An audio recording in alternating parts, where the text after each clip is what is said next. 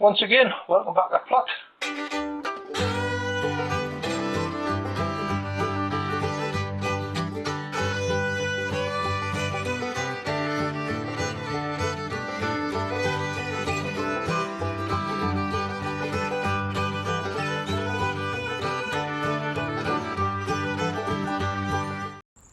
Right, well, good morning everybody.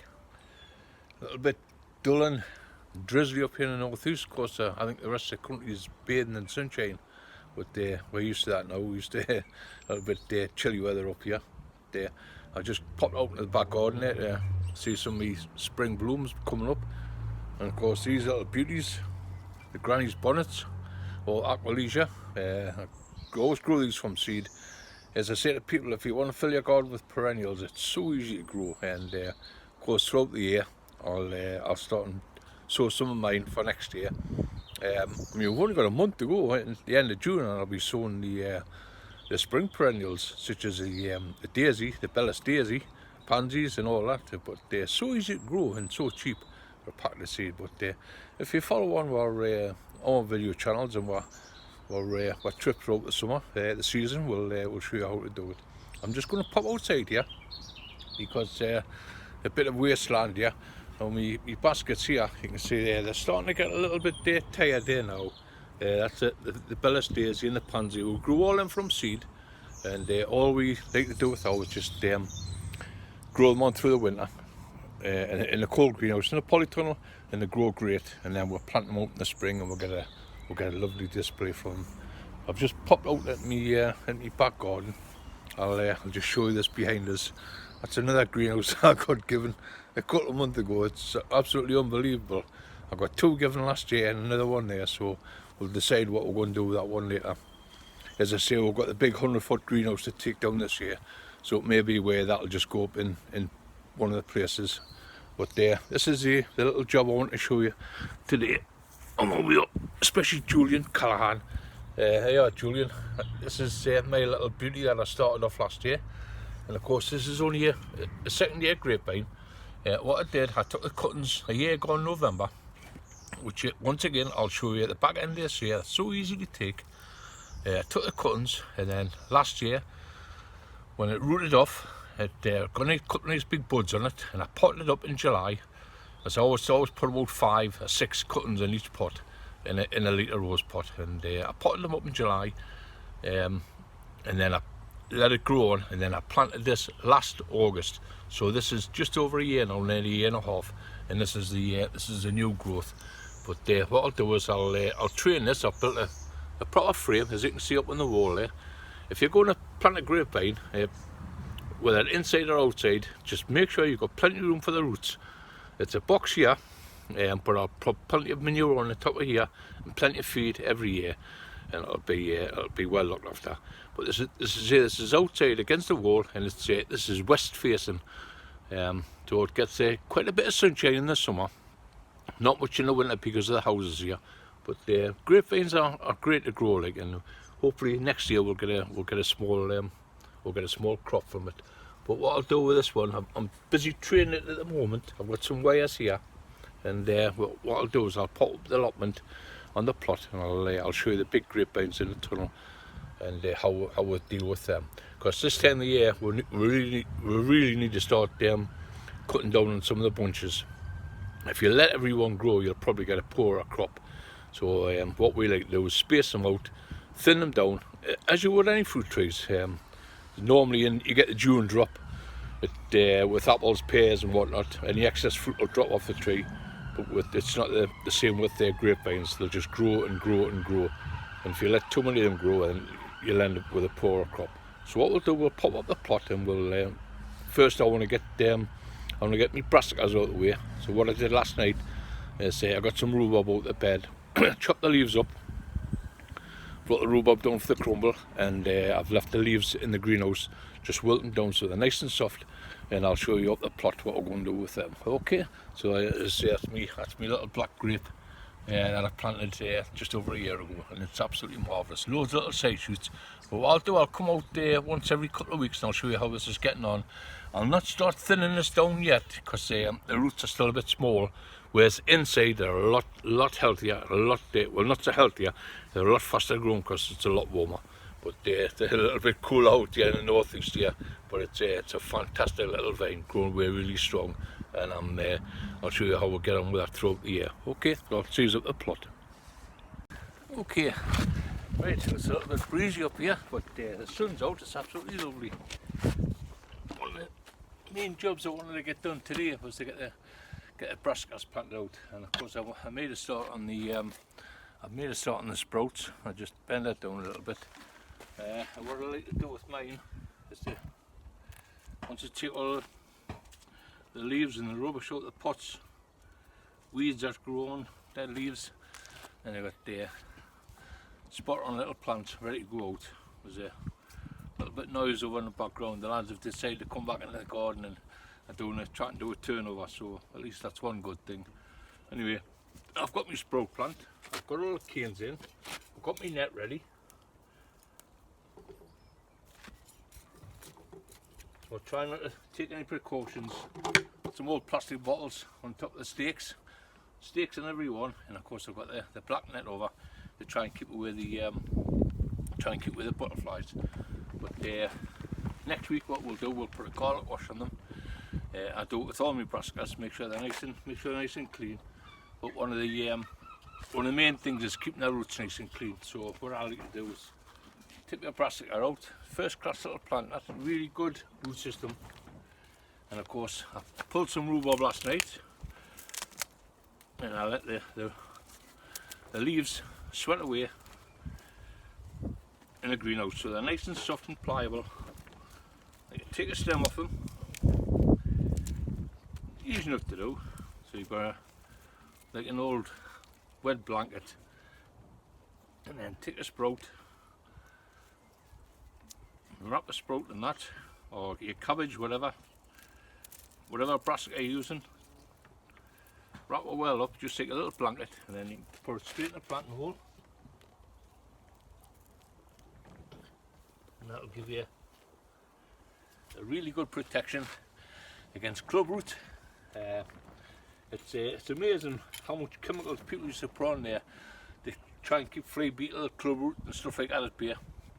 When a simple cure like a bit of rhubarb leaf will do the job just as easy, and it's a lot more organic for the soil. No pesticides whatsoever in here if we can get away with it. So that's the sprouts in, and of course last job I've got to do is before I knock off, put the net back over. They're nice and clean.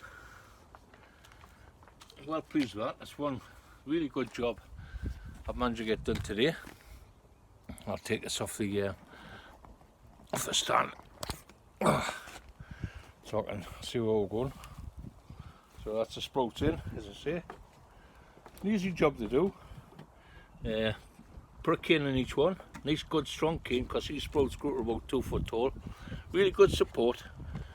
When you do that, you've got your plants off to a flying start. They'll get a good watering in tonight.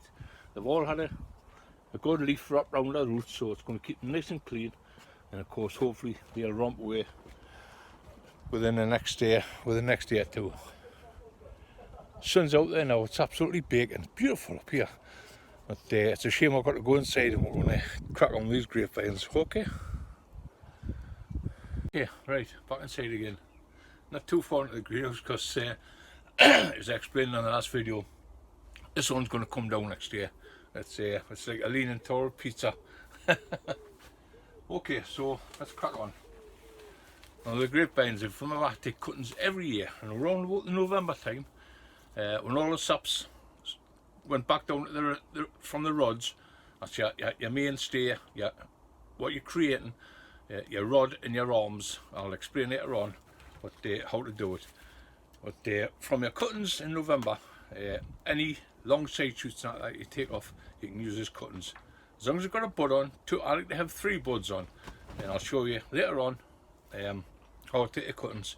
You know that I use a rose pot, a good 1 litre deep one, 3/4 full out with sharp sand, and then I stick the rods into the sand and then pack around with good multi-purpose compost, my own compost, once again, 3, 2, 1, and that saves them all over the winter. And by the springtime you should have lovely little canes like that. Now these stop in there right up until June, July. They get a really good root system before they get potted off. And as I explained in the beginning of the video, I potted one of them off last year in the springtime, in June, July, and then I transplanted it in the autumn, September time. Just before it started dying back, I transplanted it down home, and there's a first class little vine growing away there now. And here is one of his brothers or sisters. I've got a key in this, so I've got to be careful. That's one of his brothers, exactly the same time. And we see the difference in this is because this has been grown inside, not outside. Now this is just been left to grow in this pot, and that's the sort of growth you can expect from them. Absolutely fantastic, really healthy looking plants. Of course, again, once again, it's in my compost, my 3 to 1 mix. Fantastic, anything grows in them. So what I'm going to do with this one, I'm going to, if I can find a place to put it, I'm just going to show you how to start off. Now what I'll be doing with this one, I'll be taking it up, and I'll be planting it at the far end of the greenhouse. Once we get the greenhouse repaired and renewed, I'll be putting this in here. But just for the sake of them, I'll move this along a bit so we can see. What I want to do is to use these 2 arms here as the basis. You can feel they're really flexible. That's going to be the basis of my fan. It's just like when you're growing a fruit tree and you fan train it. It's exactly the same with grapes. There's a couple of side shoots here on the bottom, and once again 3 buds, 1 bud on the bottom, 2 buds on the top. And if you look here, there's a bud there, it's bust out, and there's 3 side shoots come from that 1 bud, and there's a second bud there on the top, and there's about 5 side shoots coming off that 1 bud. So what I want is a nice long leg first off. Now that's why I take my canes about 12 to 15 inches long, so I can get a nice long leg, clear of the soil, and then your root system, you can plant that and you've got a nice leg to start training your frame. So I'm going to cut these away. I know you might think it seems a bit criminal, but cut it as close as you can to the side of the rod, to the cane itself. Nice sharp pair secateurs, and I've cut right into that. You might get a little bit growth from there next year, but it doesn't matter. You can just go around with a standing knife and just gently cut it away and seal it with a bit of wax or just a little bit of a spray, and it'll grow away just nicely.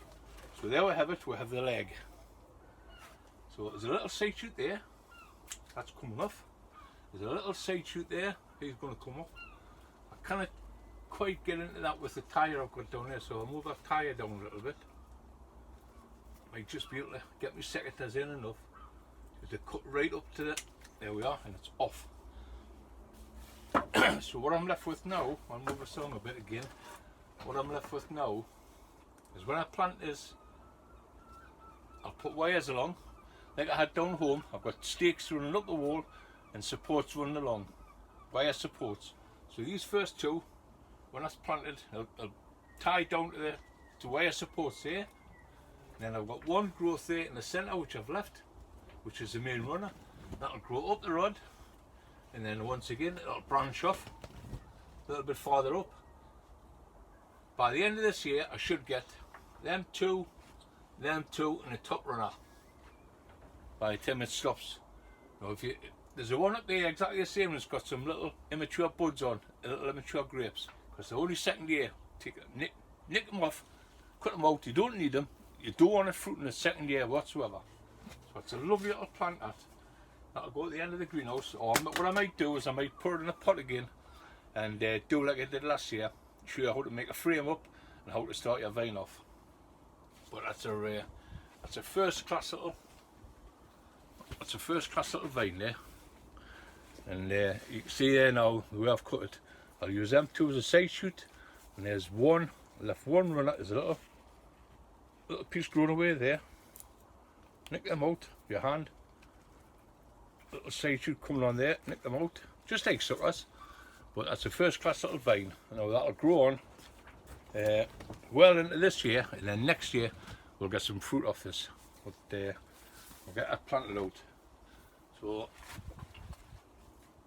I'm hoping I'm giving you enough tips on how to start your vine off. As I say, once that's planted and the two side shoots are taken along, you leave them side shoots on, and what they'll do, they'll turn into rods. They'll thicken up, they'll go nice and brown, and then next year you'll get side shoots come from them rods which will carry the fruit. I'll show you now in the big greenhouse. We'll go down and I'll show you one of the rods, and I'm going to start cutting back because this is the perfect time, May, as when you see all your growth coming on, you see your young bunches of grapes, and you want to start helping your vine by cutting back, and most of all cutting back on the crop, because grapevines are fantastic plants for piling on the fruit. And as I explained earlier on, outside it's easy with a June drop, your apples and pears. If it's overloaded, your tree will shed them. A grapevine won't. It'll just keep growing and growing and growing, and you'll have the amount of fruit will far overweigh what the plant can feed, and far better cut a lot back, even cut a lot out, and just be satisfied with some nice, really good bunches of grapes. We'll do that now when we're going into the big tunnel. Okay, right. Well, I'm having to do balancing act on here. I've still got cramp in my leg. Typical. Oh, that's, if you remember, this is a grapevine here, and this is one of the main rods coming up. Now from there, I've taken 3 side shoots. That's just one of the top ones growing away. I took 3 side shoots off last year, and they were full. And then I took one. This is one running along this way, and one running along that way. Now that's the one I'm going to hopefully show you how to prune back, if I can get this camera sorted out. Well, there's the rod. That's and that was from last year. I trained that, and just at the far end there, I'm having to turn it back round because it put on about 20 foot last year of growth. Absolutely amazing, some of the vines. But if they carry too much, you'll not get a decent crop. So best prune them back. But this is just one rod. A side shoot turns into, it'll thicken up a side shoot, and this is what it'll be like in a couple of years' time. Really good, thick rod, and from the rod, you get all your side shoots, and all these are capable of carrying grapes, the whole lot of them. So what I like to do is to start at the front and work my way along. So if I've got a nice bunch of grapes there, and that one is perfect because it's hanging over. Although it's got 3 bunches of grapes on there, what I'm going to do is I'm going to start from behind, and I'm going to put this one out here. As I say, cut down to as near as you can as a leaf, so it's nice and clean, and then count 1 leaf, 1 set of leaves past your grape, and then cut it there. And there we have it. It's nothing too hard. I'm going to cut that one away, and I'm just going to leave them 2 to grow. Later on, I can always thin them back down. Now, if we just look behind there,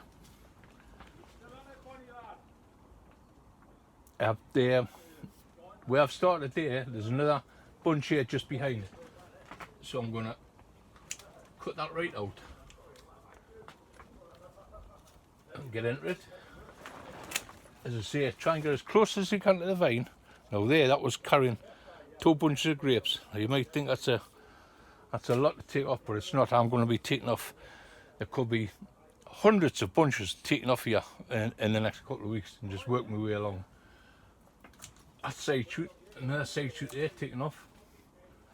And sometimes when they're small, you can just pick them off with your fingers and just work this all the way along the vine. Any little hard bit, just cut them away. Any pieces of skin, there you can see little pieces there just growing away. Just keep nipping them off, and so your rod's nice and clean. So you've got your first bunch there you've kept. Now along here, once again, I'm going to nip these off, nip that off. There's another bunch on there, down, and there one to a lovely bunch here. It's a really long. If I can move that along, just move that up a bit and show you. This next bunch here, it's a really strong little grower. It's entangled in the next bunch, and that's one reason why I've got to work your way along. So once again, I'm going to cut that one out from behind it, a little one in front of it there, and the one from behind it. Cut that out. There's some little pieces there. get them out, the leaves off, and then there's your bunches of grapes. You've got 3 lovely bunches on there, so I'm going to 1 leaf, 2 leaf, and cut that out. So all you want on is 2 sets of leaves in your bunches on that stem.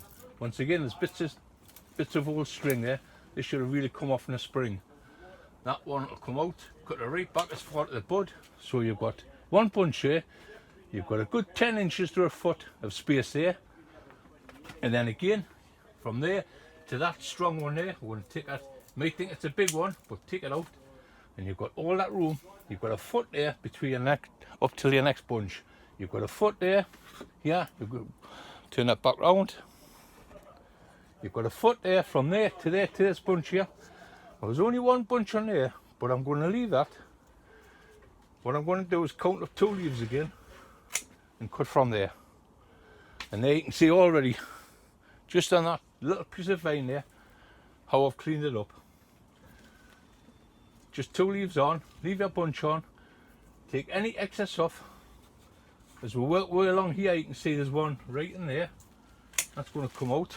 And straight away, you're creating space between the next one you're going to cut. That one is fantastic. Yeah, there's bunches of grapes hanging down from there. There's a doubler on there. There's a trebler on there.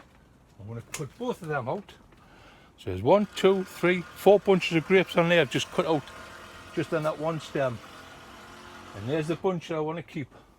So I'll go 1, 2 sets of leaves from there and cut that top out. If you don't cut them out, they'll shoot right over the greenhouse and they'll cover the whole canopy of the greenhouse within a couple of weeks. So you've got to keep them bunches trimmed well back. There's the one just underneath there. Cut that out. A few little bits of leaves there. Take them away. There's a little side shoot already come from there. Take that out. You've got to keep your eye on the side shoots that come from the side shoots. They're just like tomatoes, it just keeps sprouting and sprouting. But there you can see it now. From that vine, from when I started to what it is now. It's 1, 2, 3, 4 bunches there. 4 side shoots. They've all got lovely bunches of grapes on. And now they'll grow away unhindered from any of their groups, any of their leaves. They've got plenty of light, plenty of air movement in them. And they're going to grow away really easy. Okay, so I'll get back to you soon.